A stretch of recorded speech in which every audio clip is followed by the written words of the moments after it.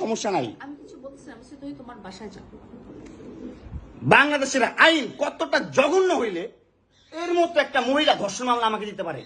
50 বছরের একটা মহিলা আমাকে ধর্ষণ মামলা দিচ্ছে। তাকে কিভাবে ধর্ষণ হয়? তোকে কিভাবে ধর্ষণ হয়? সেটা তুই কোর্টে যে প্রমাণ করিস।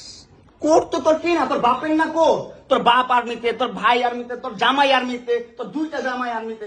তোর তো আইন কি না? আর আমরা তো গরিব মানুষ, আমাদের তো সময় নাই, আমাদের তো এই সমাজে কোনো স্থায়ী নাই। আমরা তো সমাজের ময়লা আবর্জনা, আমরা এই সমাজে। আর তোরা হচ্ছিস সমাজের অনেক উচ্চমানের মানুষ, অনেক ক্ষমতাবান মানুষ, এই জন্যই নাকে দড়িটা ঘুরাইতেছিস আমাকে, তুই বুঝছিস? হ্যাঁ, বিএমডব্লিউ নিয়ে যোগ্যতায় চালাই, তোর টাকা দিয়ে চালাই না, যোগ্যতা চালাই, কামাই করে চালাই। হ্যাঁ, বড়লোক হইতে পারবো না? কোথাও লেখা আছে গরিবরা বিএমডব্লিউ চাইতে পারবে না? গরিবরা বড়লোক হতে পারবে না? কোথাও লেখা আছে? হ্যাঁ, কোথাও লেখা আছে? নাহলে ওই মেয়েদের বাসায় যাও, নাহলে নরসিংদী যাও, যেখানে যাচ্ছিলে সেখানে যাও। তোমার কাপড় চোপড় নিবা? অবশ্যই নিব। দাও, ব্যাক করে দাও।